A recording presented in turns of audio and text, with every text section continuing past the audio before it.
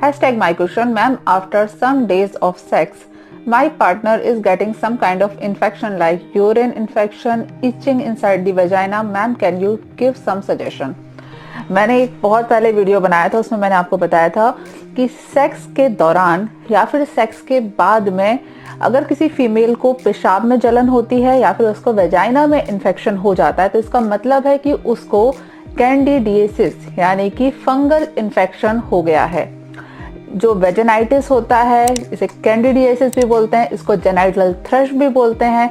जब भी वेजाइना के अंदर वाले हिस्से में फंगस ग्रो कर जाती है तो इस फंगस की वजह से सेक्स के दौरान पेन होता है, सेक्स के बाद पेन होता है और सेक्स के बाद में आपको यूरिन का, जेनाइटल का और कई बार एनाल इन्फेक्शन भी हो सकता है। मैंने इस बारे में 2 वीडियोस बनाए हैं जिसमें मैंने इनके सारे सिम्टम को डिस्कस किया हुआ है। दूसरे वीडियो में इसका ट्रीटमेंट डिस्कस किया हुआ है। तो अगर आपने मेरा वो वीडियो नहीं देखा उसकी लिंक मैं आपको डिस्क्रिप्शन में दे दूंगी, प्लीज अच्छे से देख लीजिए। तो आपको ये वेजाइनाइटिस के और सेक्स के दौरान पेन होने के और यूरिन इन्फेक्शन होने के क्या क्या अलग अलग रीजन होते हैं और क्या इसका ट्रीटमेंट है आपको सब समझ में आ जाएगा।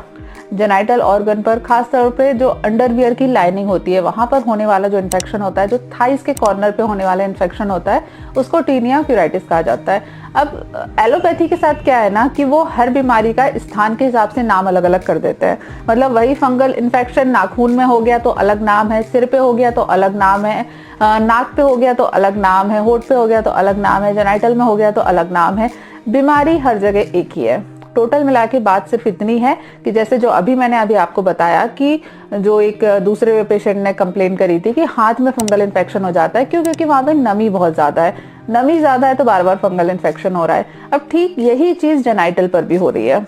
जेनाइटल में ज्यादातर आदमी लोग अपनी जेनाइटल ऑर्गन की हाइजीन पे ध्यान नहीं रखते, अंडरवियर की साफ सफाई के ऊपर तो बिल्कुल ही ध्यान नहीं रखते। और चूंकि जेंट्स को थोड़ा सा बाहर काम भी ज्यादा करते हैं, स्पोर्ट्स वगैरह की एक्टिविटी होती है जिसकी वजह से पसीना वगैरह ज्यादा आता है और फिर साफ सफाई का ध्यान नहीं है। दोनों चीजें मिलके एक फंगस की ग्रो करने के लिए बहुत ही प्रॉपर और हेल्दी इन्वायरमेंट बना देते हैं, जिसकी वजह से बार बार फंगस ग्रो कर जाती है। ट्रीटमेंट फिर से उतना ही है कि एंटी फंगल क्रीम आपको लेके आनी है और लगातार 2 महीने तक आपको एंटी फंगल क्रीम का एप्लीकेशन करना पड़ेगा। ठीक हो जाए फिर भी आपको इस्तेमाल करना है। साथ में आपको हाइजीन के ऊपर बहुत ज्यादा ध्यान देना है, अपने जेनाइटल ऑर्गन की साफ सफाई के ऊपर, अपने अंडरगारमेंट्स की साफ सफाई के ऊपर बहुत ज्यादा ध्यान दिया करिए, सबसे ज्यादा इम्पोर्टेंट है। और कुछ इसका ट्रीटमेंट नहीं है। अक्सर बहुत सारे जेंट्स इस बीमारी से परेशान रहते हैं और बहुत दिक्कत होती है। ऑब्वियसली बहुत दिक्कत होगी, कहीं पर इचिंग हो रही है तो कितना इरिटेशन वाली चीज है, लेकिन इसको ठीक करना आपके हाथ में है। एंटी फंगल क्रीम का आपको एप्लीकेशन करना है, साथ में हाइजीन का बहुत ज्यादा ध्यान रखना है। अगला सवाल है Rameez H, hashtag my question, homeopathic या आयुर्वेदिक में से फास्ट रिजल्ट किसमें है डिप्रेशन के लिए? पहली बात तो यार मैं आपको सच बताऊं, मैं किसी भी पैथी में कंपैरिजन नहीं करती, कभी नहीं करती। हर पैथी के अपने कुछ फायदे हैं, कुछ नुकसान हैं। किसी बीमारी में किसी पैथी का बहुत ज्यादा अच्छा रिजल्ट है, किसी बीमारी में किसी पैथी का बहुत ज्यादा अच्छा रिजल्ट है। अल्टीमेटली जितने भी डॉक्टर हैं, चाहे वो होम्योपैथी हो, एलोपैथी हो, आयुर्वेदिक हो, सिद्ध हो, यूनानी हो या किसी और पैथी के डॉक्टर हो, हर व्यक्ति यही चाहता है कि उसका पेशेंट ठीक हो। तो पैथी कौन सी अच्छी है ये डिपेंड करता है आपके वहां पर डॉक्टर कौन अच्छे है। अगर आप अच्छे आयुर्वेदिक डॉक्टर के पास जाएंगे तो आपका अच्छा ट्रीटमेंट हो जाएगा, अच्छे होम्योपैथिक डॉक्टर के पास जाएंगे तो आपका अच्छा ट्रीटमेंट हो जाएगा, अच्छे एलोपैथिक डॉक्टर के पास जाएंगे तो आपका अच्छा ट्रीटमेंट हो जाएगा। तो पहली बात तो पैथी वाली तो बात ही खत्म। अब आती है बात डिप्रेशन की, जो आपने सवाल पूछा है।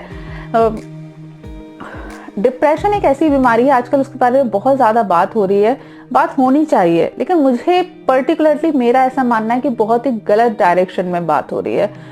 डिप्रेशन को हम जिस तरीके से मेडिकेशन के थ्रू ठीक करने की कोशिश करते हैं वो उतना आसान नहीं है। आपको अपने डिप्रेशन के रूट कॉज को समझना होगा और खुद को डिसीजन लेना पड़ेगा कि आपको डिप्रेशन से ठीक होना है। बहुत ज्यादा जरूरी है कि वो डिप्रेशन का कॉज क्या है आप उसको समझें। डिप्रेशन मेडिसिन से ठीक नहीं हो सकता।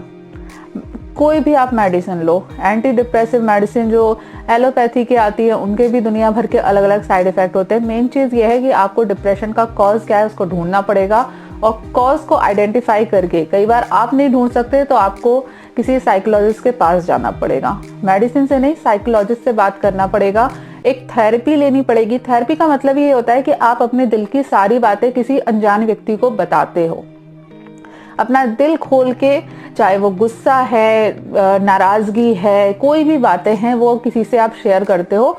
शेयर करने के बाद वो दूसरा व्यक्ति है, चूंकि वो आपकी जिंदगी के बारे में ज्यादा कुछ नहीं जानता है, वो बहुत ज्यादा जजमेंटल नहीं है, आपको सही गलत डिसाइड नहीं करने वाला, वो आपकी बात सुनने वाला है। हमारे साथ आजकल प्रॉब्लम क्या है कि हम अपनी बातें किसी के साथ शेयर नहीं कर सकते, अपनी बात मम्मी पापा को नहीं बता सकते, दोस्तों के साथ नहीं शेयर कर पाते, बहुत ही ज्यादा इन्फिनिटी कॉम्प्लेक्स में जीते हैं, जिसकी वजह से हमें डिप्रेशन आता है। तो आपको, अगर आप चाहते हो आप डिप्रेशन का प्रॉपर तरीके से इलाज लो, तो आपको किसी थेरेपिस्ट के पास में जाना पड़ेगा, आपको थेरेपी लेनी पड़ेगी, आपको साइकोलॉजिस्ट के पास जाना पड़ेगा। वो आपके डिफरेंट टाइप के एग्जामिनेशन करेंगे, आपके सोचने के तरीके को, पैटर्न को समझने की कोशिश करेंगे, और उसके हिसाब से आपको कुछ अलग अलग प्रकार के सोल्यूशन बताएंगे।